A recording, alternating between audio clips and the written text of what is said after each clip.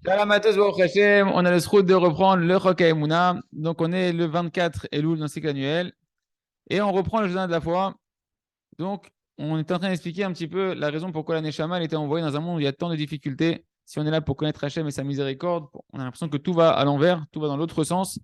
Et une des raisons supplémentaires pourquoi Kadosh Baruch Hu, il a créé la configuration telle qu'elle est dans notre vie, dans ce monde-là, c'est parce que plus la personne elle va être dans une situation qui va être difficile, plus on va se retrouver dans des configurations où il y aura de la difficulté. Que la Neshama elle va être dans une situation où elle aura de la difficulté, plus ça va entraîner, Hachem il a créé que la Neshama, intérieurement, elle va se languir d'autant plus de la proximité avec Kadosh Baruch Hu.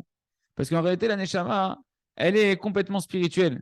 Et donc, elle a soif, sa soif qu'elle ressent à l'intérieur d'elle, la Neshama, c'est pas ce que nous, on pourrait penser les choses de ce monde-là, c'est la soif de la proximité de Kadosh Baruch Hu. Comme on dit dans le Tehillim 42, okay, d'ailleurs dans le Tikkun HaKlali, Sam'an nafshi Elokim le'elchai. Mon âme, Hachem, elle est assoiffée de toi qui es le Dieu vivant. Et la Neshama, elle est tout le temps en train d'être comme. Elle se questionne avec des languissements pour Hachem. Matayavo Verepne Elokim dans la suite du Tehillim. Quand est-ce que je vais enfin pouvoir voir et contempler la face d'Hachem? Et c'est ça en réalité que ce monde-là, il doit générer. Le but de ce monde-là, c'est de générer un agrandissement de ce languissement, de retourner vers Akadosh Baruch Hu. Parce qu'un Neshama, c'est sûr, et on se rend compte au fur et à mesure de la vie, qu'elle n'a aucune satisfaction du profit qu'il y a dans, dans ce monde-là matériel. Et la preuve, eh ben, c'est ce qu'on entend beaucoup, et de plus en plus des gens qui réussissent au niveau matériel, et qui malgré tout, ils sentent que dans leur vie, eh ben, ils ont constamment, ils se sentent insatisfaits, ils ont l'impression que tout va mal, etc. Et il y en a même de Shalom qui sont arrivés à se suicider. Des célébrités, des gens qui ont réussi, etc. Ou des enfants, de personnes qui avaient tout pour arrêter, pour être heureux dans leur vie. Parce qu'ils ont senti quoi? Qu'au fond, en réalité, même s'ils avaient tout au niveau matériel, mais en fait, ils sentaient qu'ils n'avaient rien à l'intérieur d'eux-mêmes. Au fond, la Neshama, l'âme divine, elle ressent de l'obscurité. Malgré toute la lumière que tu peux lui faire voir et les projecteurs à l'extérieur, à l'intérieur, eh ben, elle sent de l'obscurité. Je ne vous citerai pas des célébrités qui me viennent en tête, depuis que moi je connais, en tout cas, j'ai connu ce monde-là, et j'en ai entendu et entendu qui se sont suicidés, Kipchuto, et pourtant, c'est pas possible. Célèbres, ils ont de l'argent, ils ont tout ce qu'il faut, et pourtant, tu vois qu'au fond d'eux-mêmes, il y avait un vide intérieur terrible. Parce que la Neshama, l'âme, eh ben, elle se languit d'Hachem Barach.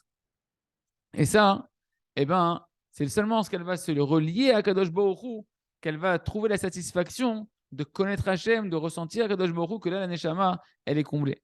Et c'est pour ça qu'on vit dans une telle obscurité, on a le sentiment d'être submergé par l'obscurité, parce que la lumière, elle est appréciée quand elle sort justement de l'obscurité. C'est là où la lumière, elle prend toute sa dimension. Plus un homme, il va avoir des difficultés, plus il va avoir des épreuves dans sa vie, des complexités à gérer, etc. Et plus en réalité, eh ben, ça va l'aider à chercher de plus en plus à Kadosh Baruch Hu. Et plus un homme il va être dans l'obscurité, et plus il va chercher la lumière. C'est pas chou. Plus tu sens qu'il y a du noir, plus à un moment donné, tu sens que tu as besoin de trouver la véritable lumière. Et même si on a l'impression, on va dire, ouais, mais moi, quand je fais ça, quand je cherche Hachem, c'est que parce que j'ai des problèmes, c'est pour me sortir de mes problèmes. C'est pas Hachem que je cherche, en fait, c'est sortir de mon problème. Je ne vais pas forcément me rapprocher de Kadosh Baruch Hu.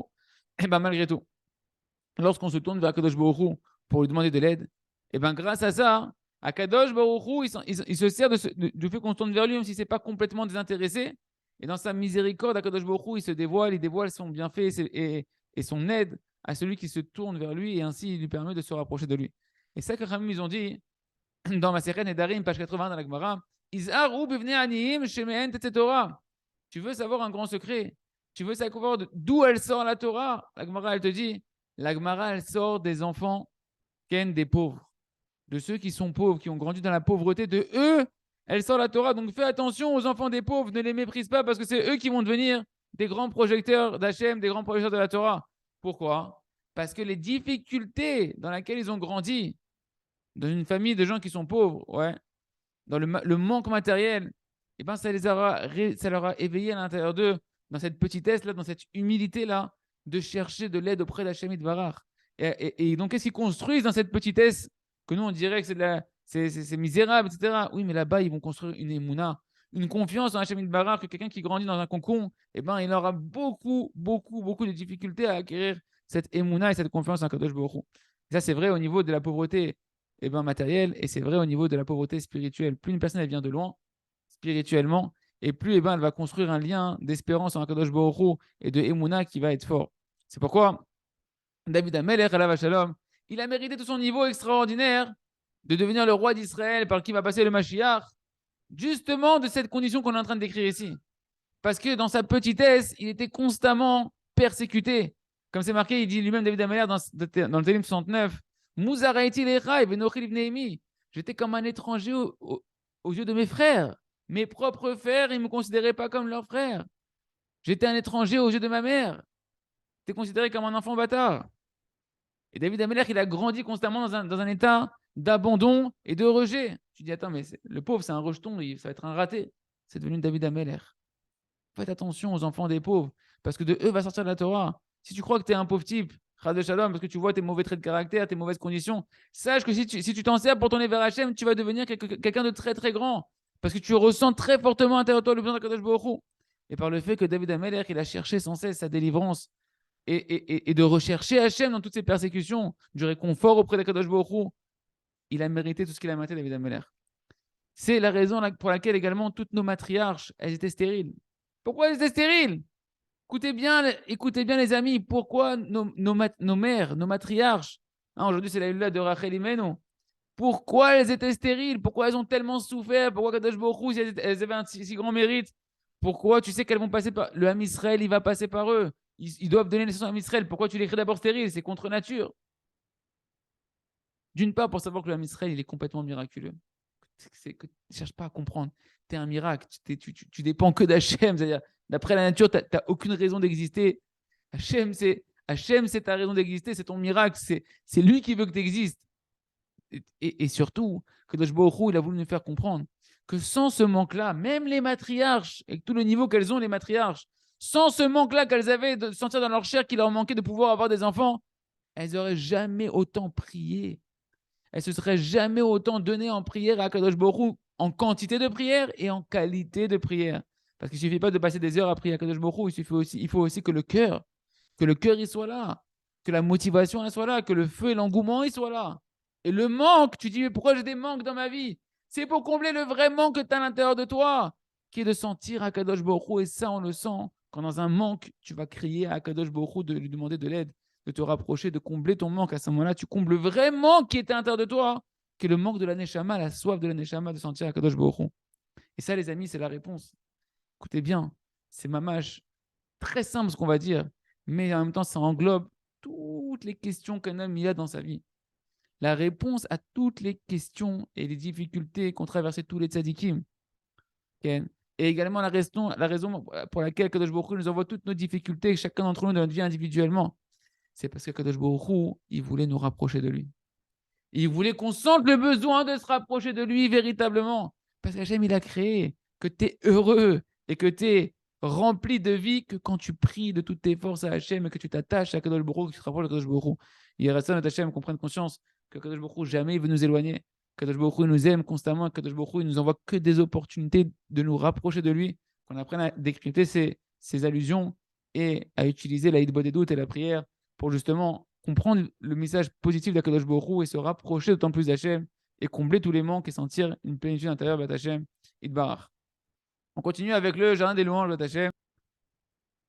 Rappelez-vous, les amis, on arrive à la fin de chaque livre du Chok HaEmuna Baruch Hashem. Et là, en clôture, en conclusion du livre du Jardin des louanges, le Rav nous invite, maintenant que cette lumière du remerciement qui est extraordinaire, la lumière du Mashiach, que Rabbi Nachman de Breslev, à travers Rabbi Nathan, a fait descendre et qui s'est répandue énormément grâce au Rav Arush chez Yechie, eh ben, il faut la diffuser. Il faut diffuser le mérite de la diffusion de la Hafatza, que Rabbi Nathan a tellement insisté pour ça. C'est marqué, les amis, dans le Sefer Chovot Elvavot.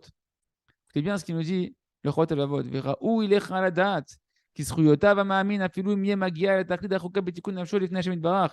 Il nous dit, il faut que tu saches que les mérites d'un croyant, d'un homme qui croit en Kadosh Baruch Hu, même si maintenant il arrive au niveau le summum de ce que tu peux arriver dans ta émouna et dans ton service à Kadosh Baruch Hu. Je vais dire directement en français, et même s'il arrive directement il se rapproche du niveau des anges, dans leur trait de caractère. Tu dis, waouh!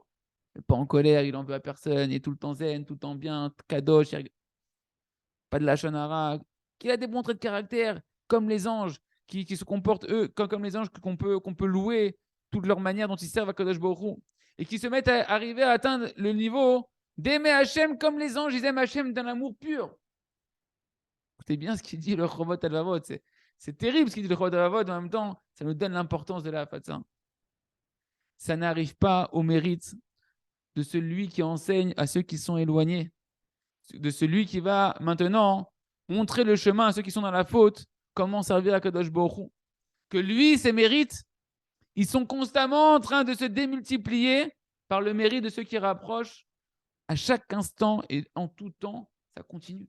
Tant que l'effet que tu as engendré, il y a un effet ricochet et que ça continue dans la personne que tu as rapprochée, l'effet que ça va avoir dans son entourage, l'effet que ça va avoir dans ses enfants, tous ces mérites-là, ils sont attribués à la personne qui l'a motivé, à la personne qui l'a éclairé. Combien on est idiot de s'occuper que de nous-mêmes. Et c'est pas fini.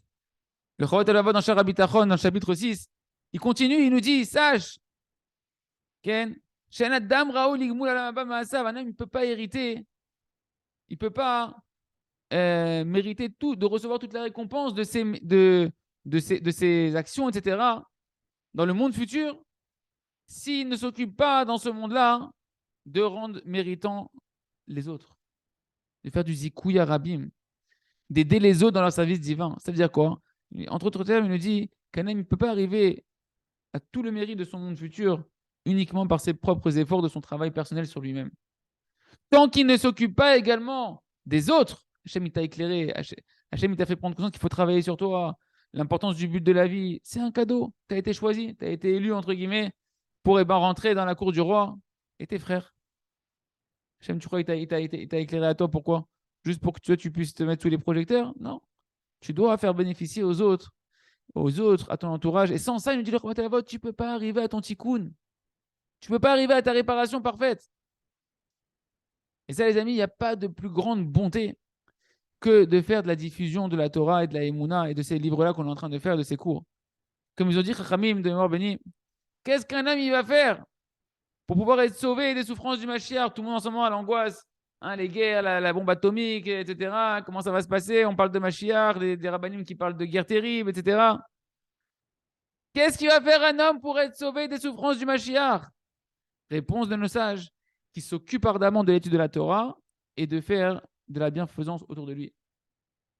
Il n'y a, soyons clairs et nets, nous dit le Rav Arush chez Yechie, aucun chesed, aucune bonté au monde qui arrive au niveau de la diffusion de la Emouna et de la Torah, de ces livres-là qui enseignent à faire teshuva ou à Israël, à croire dans Hachem, à remercier à Kadosh Baruch Hu sur le bien comme sur le mal. On va expliquer pourquoi. Pourquoi le plus grand chesed, c'est pas de faire une belle tzedaka, de donner, je sais pas, des milliers de shekels à quelqu'un, des milliers d'euros. C'est simple. Parce qu'en réalité, quand tu lui donnes un livre, quand tu lui donnes un cours, quand tu lui donnes un livret, tu es en train de lui sauver la vie. Comme de nombreux juifs, ils témoignent tous les jours au Rav Arush, comme ce juif qu'on a raconté dans les cours précédents, que c'est un parmi des milliers, des centaines de milliers, qui est venu voir le Rav et qui lui a dit, tous les jours les gens ils viennent voir le Rav. Moi le premier, d'avoir dit au Rav, Rav, vous m'avez sauvé la vie. Vous me sauvez la vie. Et pas que moi, la vie de ma femme, la vie de mes enfants, ma mâche. Qui c'est qui l'a sauvé au final? Le Rav nous dit. C'est pas le Rav lui-même. Le Rav dit c'est celui qui lui a vendu ce livre-là, celui qui lui a offert ce livre-là. Combien il a coûté le livre? Allez, 20 euros, quelques dizaines de shekels. Nagui, tu leur aurais donné 4000 shekels. Tu leur aurais donné 1000 euros à cette personne-là. Tu leur aurais sauvé la vie. Même tu leur aurais donné 4 millions, même tu leur aurais donné 4 milliards, tu leur aurais sauvé la vie. Pas du tout. C'est pas l'argent qui solutionne les problèmes de la personne. Mais quand tu lui donnes un livre, tu lui sauves véritablement sa vie. La vie dans ce monde-là et la vie dans le monde futur, de sa femme, de ses enfants, de son entourage, tout. Tu lui donnes la possibilité de régler ses problèmes d'argent, ses problèmes psychologiques, tous ces problèmes, tu lui permets de solutionner. Problèmes avec son couple, les problèmes avec ses enfants, les problèmes avec lui-même, avec son mauvais penchant. Est-ce qu'il y a un plus grand chesed que ça? Est-ce qu'il y a un chesed qui peut arriver, une bonté qui peut arriver au niveau de la bonté de diffuser et de partager aux autres cette lumière-là? C'est une certitude que non. Il y a que chacun profite, tant qu'on est encore dans ce monde-là, de pouvoir diffuser, de pouvoir acquérir des crédits pour l'éternité. D'Hachem qui continue à avoir des mérites constamment pour nous, Beth Hashem, et surtout de pouvoir donner du Nachat Ruach à Kadosh Baruch Hu, de pouvoir faire revenir ses enfants auprès de sa table, de la table de leur père, et comme ça avoir une protection extraordinaire pour les souffrances de la nuit du Mashiach, qui puisse venir que Berachamim, que de la miséricorde pour tous, Beth Hashem Itbarach. On continue avec le livre À travers champs et forêts, pour faire toujours notre heure de Hitbodedut, Beth Hashem, nous, nos femmes, nos enfants et tout l'homme Israël. Eh bien, les amis, il faut comprendre une grande clé de la Hitbodedut et de la prière, c'est que les paroles, elles sont déjà préparées et elles nous attendent.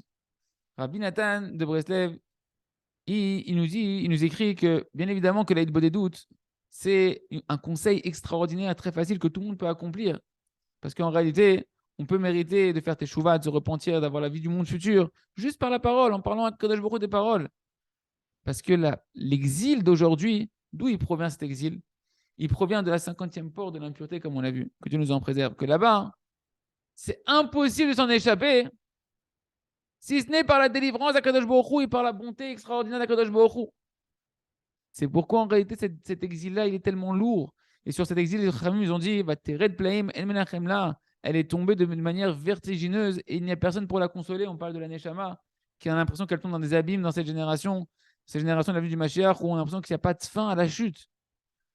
Et l'essentiel, c'est l'exil de l'âme. Ce n'est pas l'exil physique que tu es en France ou que tu es là où tu es, etc. C'est l'exil de l'âme. Ce qu'on se sent éloigné d'Akadosh Baruch Hu, notre Père qui est dans le ciel, et qu'on n'a pas d'autre espoir, pas d'autre conseil, si ce n'est de multiplier, d'utiliser la parole. C'est-à-dire quoi la parole? Multiplier les supplications, les demandes auprès d'Akadosh Baruch Hu, la hitbodedut, la prière, et étudier la Torah énormément avec sa bouche. Et ça, c'est très compréhensible. Puisque du fait que on ne peut sortir de la 50e porte de l'impureté seulement par la miséricorde d'Hachem, seulement par la bonté d'Akadosh Baruch Hu. Si c'est comme ça, on doit multiplier combien au maximum qu'on peut de demander à Kadosh Baruch Hu, Hachem, prends-nous en miséricorde, fais-nous revenir B'tchouva, et qu'il n'y a pas d'autre conseil hormis ça véritablement. Car Béhémet, dans cette 50e porte de l'impureté, on ne peut rien faire là-bas. On ne peut que espérer que Kadosh Baruch Hu vienne nous délivrer de ces câbles ensorcelants du Yetzer Hara. Et que Kadosh Baruch Hu nous prenne en miséricorde et qu'il nous rapproche de lui, de son service, de sa volonté. Et sur ça, la chose que l'on peut faire et qu'on se doit de faire au minimum, c'est de crier et crier à Kadosh Baruch Hu énormément, sous toute forme de langage, et depuis chacun dans la situation dans laquelle il est, que Kadosh Baruch Hu nous rapproche de lui. Donc le principe général de ce qu'on est en train de voir ici, c'est qu'en réalité, tout ce qu'on se sent essentiellement éloigné de la tchouva, c'est uniquement parce que nous, on doit s'éveiller en premier. Et que cet éveil qu'on doit faire, il n'est pas facile. Qu'on fasse un bon éveil, de la bonne manière, de crier correctement, sincèrement à Kadosh Baruch Hu, c'est pas facile, d'autant plus qu'une personne, elle s'est éloignée et qu'elle a traversé ce qu'elle a traversé. Ou elle a envie de se rapprocher d'Hachem, mais elle a du mal à quitter aussi ce qu'elle a l'impression d'être bien dans ce monde-là, qui est du shekir, qui est du mensonge, mais pour elle, c'était sa vérité. Et si on regarde sincèrement les choses, en réalité, tout le monde veut revenir vers Kadosh Baruch Hu. Tout le monde voudrait que Kadosh Baruch Hu nous réveille et qu'il nous revienne faire revenir B'tchouva, que ce soit facile pour nous. Simplement, on ne sait pas comment s'éveiller correctement pour pouvoir revenir B'tchouva Shlema.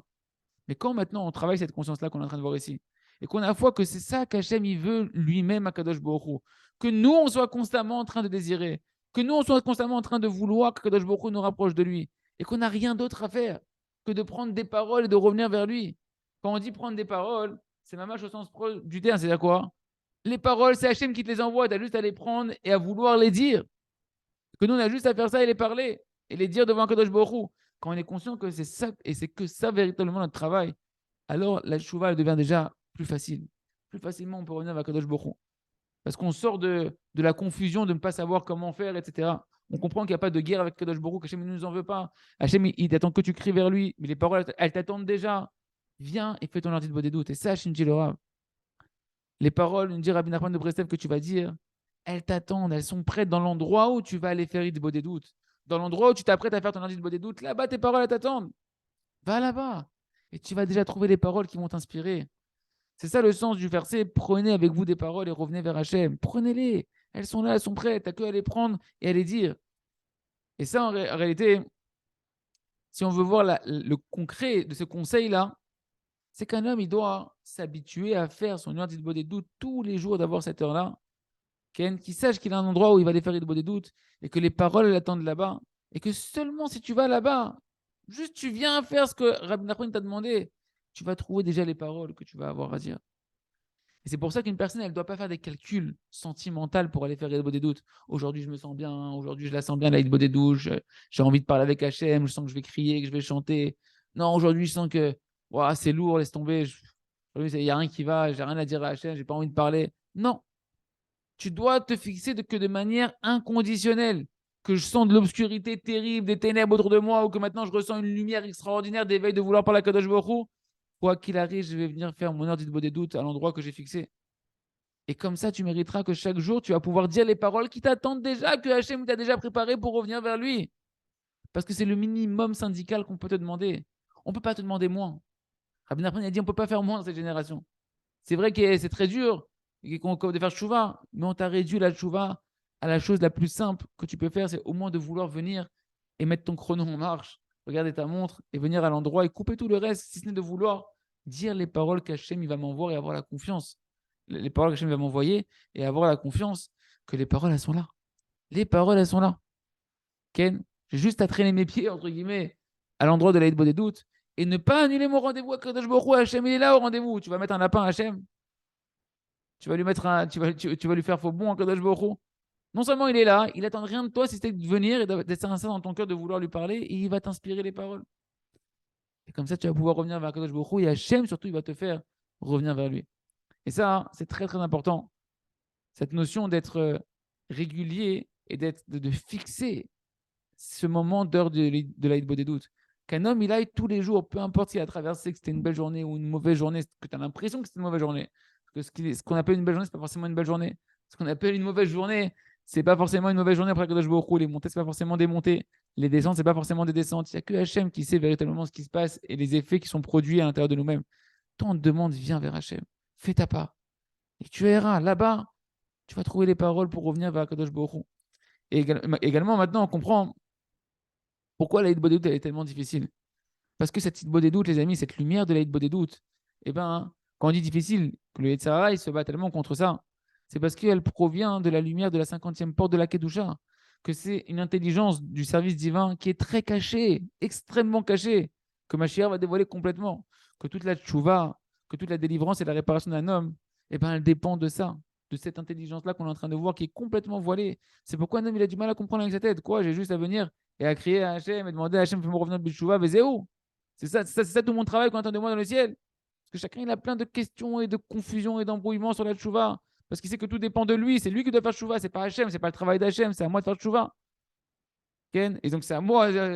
Le poids il est sur mes épaules à moi. Et d'un autre côté, c'est ouais, mais j'arrive pas à faire tchouva. Moi, j'ai pas la force, je sais pas comment faire. Comment l'expliquer en long et en large. Et toute cette confusion-là, hein, ça provient parce que justement, cette 50e porte de la Gdusha, elle est cachée. Donc, c'est pas clair pour nous que véritablement, c'est ça qu'on doit faire. Le Yitzhara, toujours, il vient, il dit, mais non, arrête, c'est bon, ça sert à rien, bouge-toi un peu, fais quelque chose. Tu vas pas que crier à Kadosh Baruch Hu. Oui, crier à Hachem.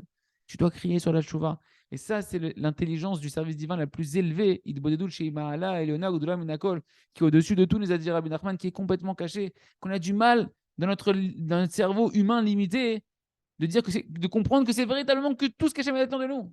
Que tout le reste, c'est une conséquence de ça. Ton étude de la Torah, ta compréhension de la Torah, ta pratique des mitzvot, tout dépend de combien sincèrement tu veux revenir vers Hachem et tu vas crier vers Kadosh Baruch Hu. Et que tout ce qui te demande Hachem, il attend de, quoi, de toi quoi? Hachem, fais-moi revenir Betchouva. Il attend ces paroles-là. Et ces paroles-là, Hachem, il les a déjà préparées. C'est pourquoi maintenant, chacun doit prendre ces paroles qu'on a vues de Rabbi Nathan dans les cours précédents jusqu'à maintenant. Et même si tu as compris un tout petit peu ce qu'on vient de dire ici, un tout petit peu, tu as réussi à percer la lumière de cette 50e porte de la pureté, que toute ta teshuva, elle dépend justement du fait que tu vas le demander à Kadosh Baruch Hu de te faire revenir Betchouva, que tout dépend de lui, Hachem Barak, et de sa bonté, de sa miséricorde, et que comme ça tu peux faire Betchouva. Si jamais un tout petit peu tu as compris ça, eh ben, tu dois t'en servir de ça pour commencer à renforcer ta volonté, Ken, de pouvoir aller dire les paroles qu'Hachem il t'a préparées dans l'heure de Hitbod des doutes. Même si ça te paraît confus, tu as compris un petit peu, vas-y, aie confiance, et prie sur ça. Prie sur ça, demande sur ça à Kadosh Baruch Hu. Maintenant que tu as commencé un petit peu à comprendre que c'est ça ta Géoula, que c'est ça ta délivrance, demande sur ça, Hachem, Hachem. Éveille-moi, éveille mon cœur à vouloir parler avec toi minimum 1 heure par jour. Et essentiellement, cette heure-là, te demander de me faire revenir Bilchouva, de me rapprocher de toi, etc. etc. Il y a Hachem que chacun il continue à faire grandir ce petit rayon de la 50e porte de la pureté qui commence à rayonner sur nous, Beth Hashem, et de le saisir et de le faire grandir, grandir dans notre cœur, que cette lumière-là, c'est ça qui peut nous purifier et faire tous les jours notre des doutes sans s'inquiéter de ce qu'on va dire, savoir qu'Hachem nous a déjà préparé les paroles. Hachem, on continue avec le jardin de la sagesse. Rappelez-vous, on avait pris, le Rav nous a donné cette merveilleuse parabole, exemple de vie de chacun, qu'on est sur des rails, qu'Hachem nous a déjà créé les rails, tu n'es pas le façonneur de tes propres rails, les rails, elles sont déjà tracées, l'itinéraire, il est déjà tracé, d'accord? Et tu dois juste, regarder devant toi, te concentrer sur ce qu'Hachem met devant toi dans ta vie, apprécier avec joie l'exactitude de tous les détails de ta vie, et t'en délecter et faire le maximum, et c'est tout, d'accord? Sinon, en regardant à droite ou à gauche, en te comparant avec les autres, ou en ruminant le passé, tu vas dérailler, tu vas tomber de tes rails, ou en étant déprimé, tu vas être sur le bas-côté, tu n'avanceras plus, tu ne pourras plus avancer sur ton itinéraire, et ton train il va prendre de la poussière. Comment, maintenant, les amis, on remonte sur les rails qu'on a déraillés? Tout ça, les amis, ça va être le secret de l'heure de Hitbo des doutes. Bien sûr, il n'y a pas que dans l'heure de Hitbo des doutes, mais l'heure de Hitbo des doutes va t'aider énormément à remettre ton train sur les rails et à réactiver la locomotive, d'accord, jusqu'à redevenir un TGV, Tefila à grande vitesse, TGV. Quand tu te mets dans la Tefila et dans la Hitbo des doutes, tu vas avancer à grande vitesse, même si tu n'as pas l'impression des fois. Ken, concrètement, un homme, il y a toutes sortes de manières qu'un homme, on a dit, il peut dérailler. Lorsqu'un homme, durant la journée, il va traverser énormément d'épreuves où il va être confronté à toutes sortes d'influences. Et donc, il va trébucher soit en se culpabilisant, soit il va pas croire que ce qui lui arrive en ce moment, c'est pour son bien. Que non, ça aurait pu mieux se passer, etc. Il va regarder en arrière, il va s'en vouloir, il va ruminer le passé, etc. Ou bien il regarde son ami, il le jalouse, et ça l'affaiblit dans sa tête, les comparaisons avec les autres, mais qui va mépriser d'autres personnes. Tout ça s'appelle qu'il regarde sur les côtés, au lieu de se concentrer sur son objectif à lui. Et là, il tombe dans la tristesse, dans la dépression, ici, et il n'arrive plus à avancer, il fait plus d'action, il progresse plus, etc. On a dit, c'est le train qui est sur le côté, etc., etc. Et chacun, en réalité, il trébuche tous les jours dans beaucoup de finesse, d'hérésie, de manque de émouna, où là-bas, il oublie que Hachem, il lui a créé ses propres rails constamment et que Hachem, il le conduit constamment sur ses propres rails. C'est quoi le remède, les amis? Le seul et unique véritable remède pour se remettre sur les rails, c'est l'heure de Hitbo des doutes, comme je vous ai dit au début de ce chapitre. Parce que dans cette heure d'Hitbo des doutes, un homme, il revient sur ses rails, il se ressemble dans sa vie, il se remet sur son itinéraire, sur sa mission, sur son tikkun personnel. Par exemple, en ce qui concerne regarder le passé. On a dit qu'on ne doit pas regarder le passé, on ne doit pas ruminer le passé. Ouais. Dans l'heure de Hitbo des doutes, lorsqu'un homme il va regarder son passé, là-bas, il va justement réparer cette vision tordue qu'il a constamment du passé. Parce que là-bas, il va se rappeler, avant de regarder le passé, qu'il n'y a rien hormis Hachem. Que dans le passé, je dois savoir que tout ce qui s'est passé comme ça, Hachem, il a voulu. Que c'était pour mon bien, pour me rapprocher de lui. Et qu'il y a là-bas des allusions qu'Hachem m'a fait pour me rapprocher de lui. Et donc, immédiatement, déjà, même quand il va regarder le passé dans sa des doutes, là-bas, il va guérir toute l'auto-persécution qu'il avait de lui-même. Toute la culpabilité négative qu'il avait de lui-même de croire que c'est lui, c'est moi, j'ai raté, j'ai pas bien fait, etc. Et au lieu de regarder le passé et de s'en vouloir, quand il voit que Hachem il a fait comprendre que là-bas il a échoué, là-bas il va faire teshuva. Il ne va pas s'en vouloir et se culpabiliser, se lamenter. Il va se repentir. Et au lieu de se persécuter sur ses échecs, il va réfléchir comme on a expliqué en long et en large durant les cours précédents. Il va réfléchir, c'est quoi le message d'Akadosh Baruch Hu? Qu'est-ce qu'Hachem m'a caché dans ma chute que je dois tirer comme leçon pour grandir d'ici et puis ne pas retomber? Quel était l'obstacle qu'Hachem il a mis pour me faire comprendre, regarde, ça c'est un obstacle. La prochaine fois, il ne faut pas que tu repasses par le même chemin. Il faut que tu changes de méthode, etc. Et donc, tu vas chercher en regardant ton passé, non pas à te vouloir, mais comment t'améliorer pour le présent et le futur. Et donc, tu vas te servir de ton passé pour pouvoir prier pour la suite du chemin et continuer à ce que le train puisse avancer. Et donc, tu repars sur tes rails. Par exemple, comment on corrige dans l'ordre des doutes la vision sur les côtés, le fait de regarder ce qui se passe dans les trains d'à côté, dans les rails d'à côté. Et dans l'ordre des doutes, un homme il se rappelle que Kadosh Baruch Hu, il exerce sa providence miséricordieuse et remplie d'amour pour lui à chaque instant.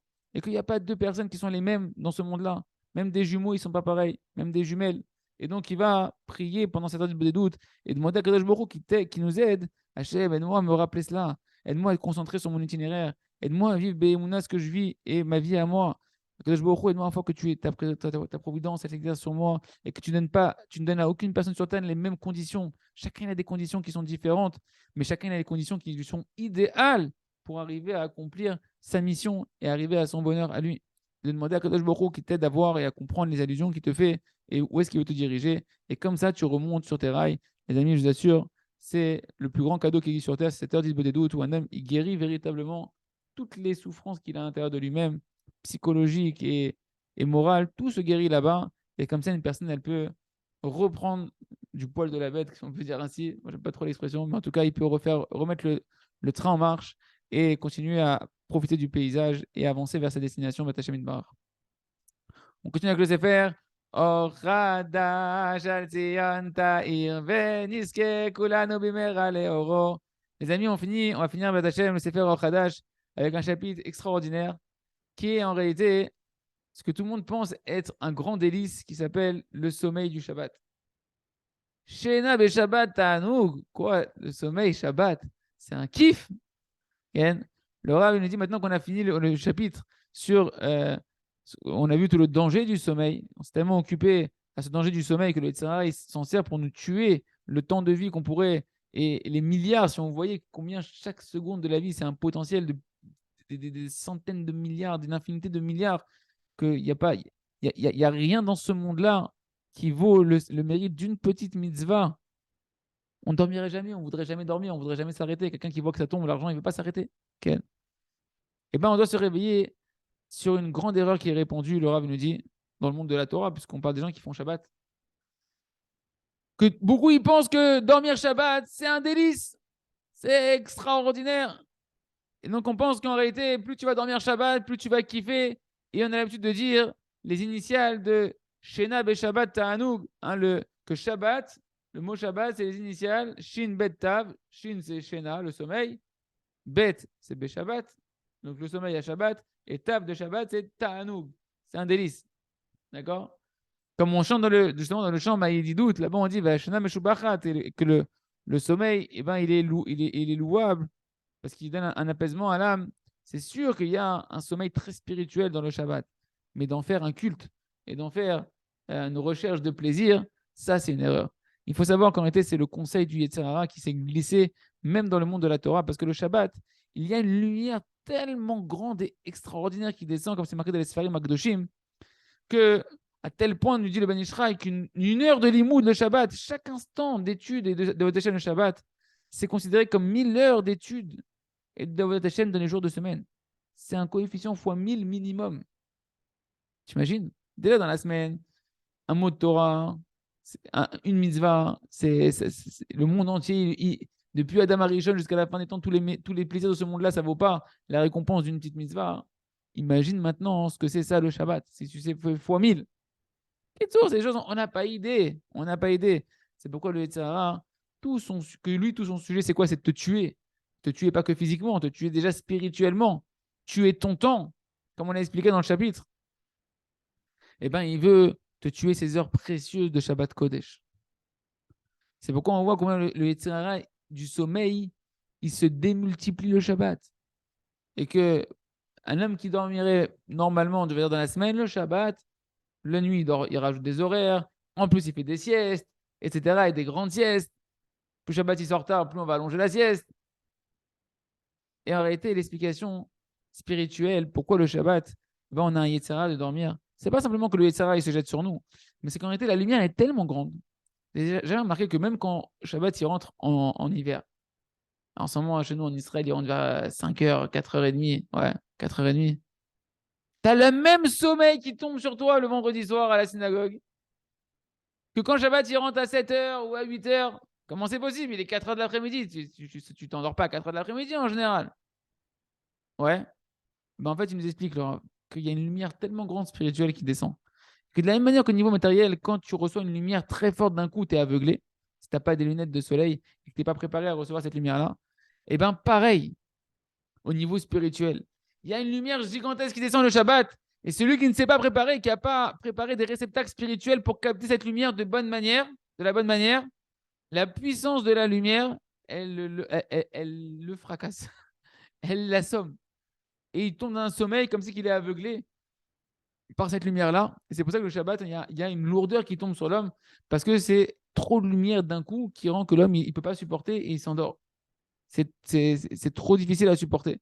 C'est pourquoi eh ben, durant toute la scène, en réalité, il faut se languir et prier et se préparer à construire des réceptacles pour recevoir la lumière du Shabbat Kodesh, afin de pouvoir recevoir cette lumière-là sans avoir un Yetzer Hara de dormir une difficulté à rester réveillé. On continue avec le jardin des nostalgies, le Gan Agagouim. On reprend le conte de Rabbi Nachman de la princesse disparue. On arrive à la fin du conte. Et voilà que, rappelez-vous, il a déjà rencontré le second du roi, deux des géants une fois dans le désert, etc. Et maintenant, le second frère, eh ben, il l'a envoyé voir un autre frère encore pour pouvoir essayer de l'aider à trouver la princesse disparue. Il lui a dit, va, continue dans le désert et là-bas, tu vas trouver mon frère. Lui, il est responsable de tous les vents. Hein, le premier, c'était sur les animaux, l'autre, c'était responsable des oiseaux. Et là, il dit, mon frère, il est responsable de tous les vents. Et eux, ces vents, ils parcourent le monde entier. Peut-être que ces vents, ils auront la conscience, ils savent où se trouve cette fameuse montagne en or avec cette forteresse de pierres précieuses, où se trouve la princesse que tu dis qui a disparu. Et donc, il est parti encore de nombreuses années. Donc, vous voyez combien à chaque fois, il y a des années qui s'écoulent. C'est pas quelques semaines, quelques jours, quelques heures des doutes et ça y est, des années avant qu'il y ait des grandes évolutions ressenties. Et voilà que cette fois-ci, il a rencontré également encore un géant qui portait également un arbre énorme sur son dos, donc des grands tzadikim. Et il lui a posé la même question, etc. Il dit, qu'est-ce que tu fais là? Et l'autre, il lui a répondu, voilà, je cherche la princesse disparue, toute l'histoire qu'il avait déjà racontée au préalable. Et voilà que ce géant-là, il l'a aussi repoussé, il a essayé de le décourager en disant que ça n'existe pas. Et voilà que Ken, quand l'histoire s'est répétée, il s'est entêté, etc. Il a dit, bon, alors tu sais quoi, moi je suis préposé, je suis préposé à gérer tous les vents. Je vais les appeler, on va leur poser la question. Peut-être qu'eux, ils ont vu quelque chose. Il les a appelés, ils sont venus tous les vents. Il a posé la question à chacun des vents. Et est-ce qu'il y en a un qui sait où se trouve cette forteresse? Et il n'y en a aucun qui avait connaissance, qui savait où ça pouvait se trouver. Et voilà que cette fois-ci, le second du roi, lorsque le géant il lui dit, il le regarde, il lui dit, tu vois, c'est une bêtise ce qu'on t'a raconté. Il s'est mis de nouveau à pleurer énormément et il a dit quelque chose qu'il n'a jamais dit. Il a dit, je sais avec certitude que cet endroit, il existe. Et là, eh ben, les amis, c'est la première fois que le second du roi, il affirme qu'il est certain, pas qu'il y croit. Non, Yodéa, ni Yodéa, je sais, j'ai la conviction profonde, une connaissance, une conscience pleine, que Vadaï, que c'est sûr que oui, ça existe. Que c'est sûr que ça existe à cet endroit-là. Ken. Et dès qu'il est arrivé donc à ce niveau de conscience pleine et certaine, sans aucun doute, là, la délivrance de la princesse, elle a véritablement démarré pour le second du roi. Il va trouver véritablement la Emouna Shlema qu'il recherchait tant. Et dans la suite, donc on reprend le conte, Betorkar, voilà que juste après qu'il a affirmé en pleurant tellement certain de sa conviction, eh ben, il y a un dernier vent qui est arrivé en retard. Et donc le, le géant, il a commencé à le gronder. Il dit, mais qu'est-ce que tu fais? Pourquoi tu es si en retard? J'avais déjà décrété que tous les vents y viennent. Pourquoi tu n'es pas venu avec eux? Et il lui a répondu, je me suis attardé parce que j'ai dû emporter la princesse dans la montagne en or, dans la forteresse de pierres précieuses. Et là, évidemment, le second du roi, il était extrêmement heureux. Enfin, se concrétise en fait toutes ses aspirations. Enfin, il trouve un appui concret à tout ce qu'il avait espéré et qu'il avait prié de croire dans les paroles du tzaddik. Et pourquoi c'est que maintenant, en réalité, nous dit le Rav que ce vent-là, il vient d'amener la princesse dans la montagne en or, dans la forteresse de pierres précieuses. Il s'est passé des années. Depuis qu'elle lui a dit, la princesse, qu'elle avait écrit sur le foulard que si tu me cherches, je serai dans la montagne en or, etc. Pourquoi c'est que maintenant que des années après, il dit, je viens de la déposer. Je me suis mis en retard parce que j'étais en retard parce que je viens de la déposer. De là, on voit qu'en réalité, c'est seulement quand le second du roi Béhémet, il est arrivé au niveau de la Emouna Shlema, après toutes les épreuves qu'il a traversées, à travers toutes les difficultés qu'il a dû surmonter, toutes les chutes et les nouveaux départs, etc., que c'est que à ce moment-là que la princesse, elle a pu arriver à l'endroit où elle voulait arriver, à la destination où elle devait arriver, là où il va finalement réussir à la sortir, cette fameuse montagne en or. Parce qu'en réalité, toute la délivrance de la Emouna Gdosha, qui est la princesse ici, qui a disparu, elle dépend du travail de l'homme. de l'homme dans ce monde-là, à travers comment toi, tu vas traverser tes difficultés de Emouna. Et en fonction de ton travail et tes efforts, et ben comme ça, tu délivres la Emouna de son exil et tu rapproches la Géoula, ta Géoula à toi et la Géoula du monde entier. Et donc, le géant, il a demandé à ce vent-là, qu'est-ce qui est précieux là-bas? Toi, tu l'as emmené là-bas, la princesse. Quelles choses qui sont importantes là-bas? Il lui a répondu, le vent là-bas, tout est cher, tout est important, tout est très précieux. De quoi on parle ici? Rappelez-vous que ce qu'on a dit, que le Rav Arush nous avait expliqué que cette fameuse montagne en or et cette forteresse de pierres précieuses, elle représentait le désir de l'argent, la soif de l'argent, la quête de l'argent, le sentiment d'avoir toujours besoin de l'argent et que la sécurité d'un homme, c'est son argent et qu'il en faut toujours plus. Et bien la Emouna, comme on a dit, elle se trouve là-bas. Ça veut dire quoi qu'elle se trouve là-bas? Elle est en exil dans l'appétit de l'argent que chacun en a au fond de nous. Et dans l'endroit où là-bas, il y a de la Ta'avat Mammon, où quelqu'un il désire de l'argent, Ken, là-bas, le second du roi, il doit aller sortir et délivrer la princesse du roi. Donc il doit traverser ces épreuves-là. Et vu qu'elle est captivée, elle est en captivité, entre guillemets, dans l'endroit de l'exil, du désir de l'argent, alors on comprend la question, qu'est-ce qui est cher là-bas? Et la réponse qu'on a reçue là-bas, que là-bas, tout est cher. Parce que quelqu'un qui a la Tavat Mammon, tout est important pour lui. Tout le monde veut. Qu'est-ce que chacun veut quand on est encore dans la Tavat Mammon? J'en veux encore, encore de l'argent, encore des biens, encore des acquisitions, etc. etc. Une autre raison, il dit le Rav, c'est que dans l'endroit où se trouve la Emouna, et ben là-bas, tout est important et tout est précieux. On continue avec Hachem, le compte, le compte, et voilà que le responsable des vents, il a dit au second du roi, vu que ça fait, écoutez bien, qu'est-ce qui va se passer, le renversement de situation.